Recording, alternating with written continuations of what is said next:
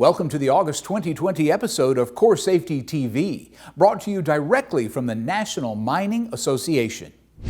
Last month in July, we shared some rock-solid insights about staying safe around powered haulage vehicles.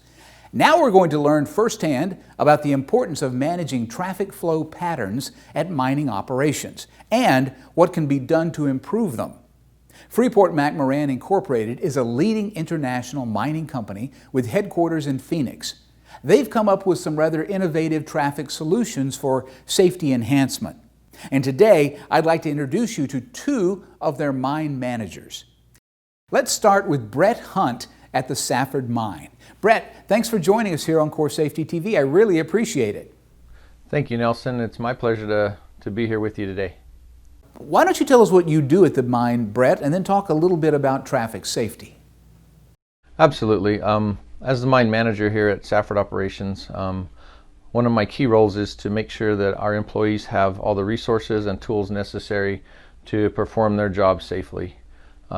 We take great pride in our safety record, and one of our main focuses is safety.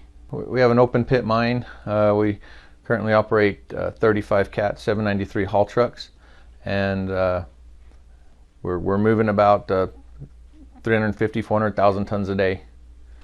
Trying to deal with the haul trucks and ensuring that their traffic patterns are the best that they possibly can be and the safest that they possibly can be is one of our biggest concerns, but it's also one of the things that we feel like we've been able to put some things in place to really minimize the interaction that the haul trucks have with the light vehicles, which is one of the biggest risks, I think, with powered haulage and in our mining operations today. What about when your miners at Safford are changing shifts? Are there any concerns with traffic then? Absolutely. Shift change is one of the times during the course of the day where light vehicles and haul trucks do come into contact with each other. So several years ago, we challenged our employees to look at what we could do at shift change to minimize or eliminate the interaction between the man vans, where we have our employees coming on shift and then changing out operators and getting the employees that have been on shift back to their vehicles so they can return home. The vans come in at shift change and they're able to stay apart from the haul trucks because there are berms in place, and they stay in the center of that roundabout. The operators on the haul trucks can get off, make a shift change with those coming on, and leave while minimizing the interaction between the light vehicles and the haul trucks.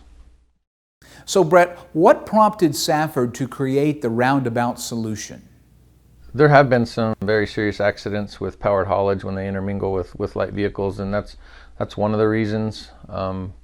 Thankfully, we haven't had anything like that here, but we're trying to be proactive. We see those incidents happen, and we didn't want anything like that to happen here at Safford, and so that's when we empowered our employees to go out and find a solution to help minimize the risk. How did you find an area that was big enough to create a roundabout? That seems to be an issue with some of the folks that I've spoken with at other companies. Absolutely, and that's probably was our biggest challenge with this, with the concept that was when they came up with it, is to find an area big enough that was close to an access road for light vehicles, but also close to a haul road, so that those two things can all come together. We made it big enough for 10 trucks or so, and we were just fortunate enough to have a large enough area close by to make it happen. But that is the biggest challenge with this concept, is having an area that meets all those criteria. So are there any other traffic improvement projects going on at Safford that you'd like to tell us about? Yes, so we've recently built a haul road from our new mine, our new pit in Lone Star, to our crusher. It's about 2 miles long, and when we built it, we built it with additional width so we could accommodate not just the haul trucks and the two-way traffic for them, but also to have a separate road next to it for light vehicles, so that they could completely stay out of the haul traffic as they were going in and out of the pit.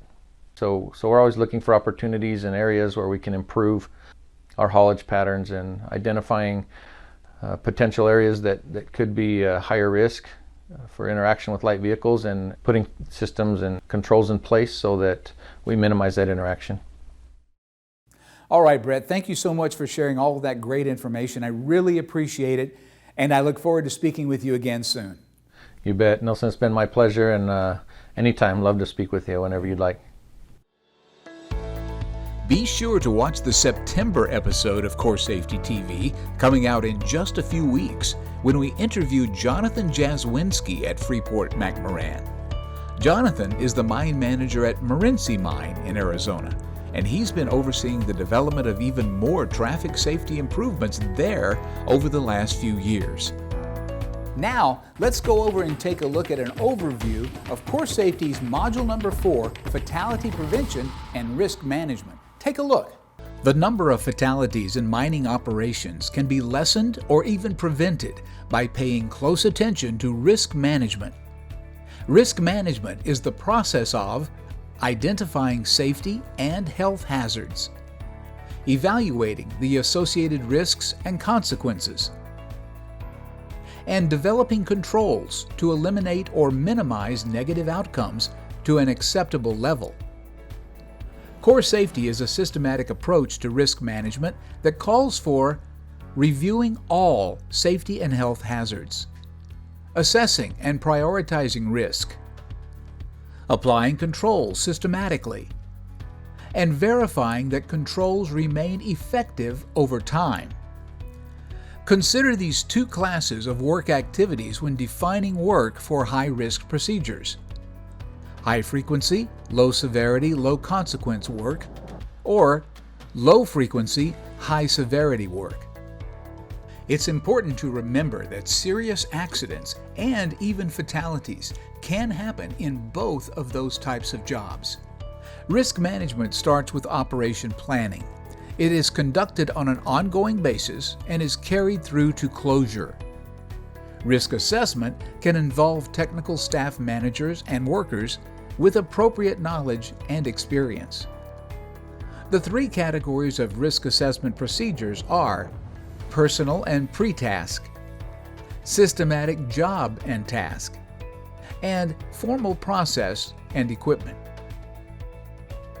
Acceptable risk should be defined by management.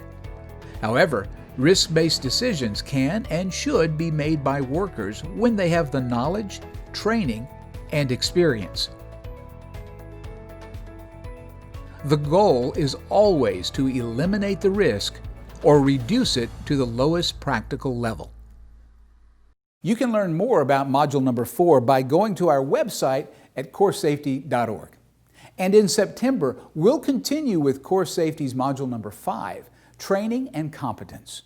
Until then, please be sure to follow our updates on Facebook and Twitter. For CORESafety and the National Mining Association, I'm Nelson Duffel. I'll see you here again next month. In the meantime, please be safe out there, and thanks for watching. To share one of your safety stories, videos, or photos, email us at info@CoreSafetyTV.org.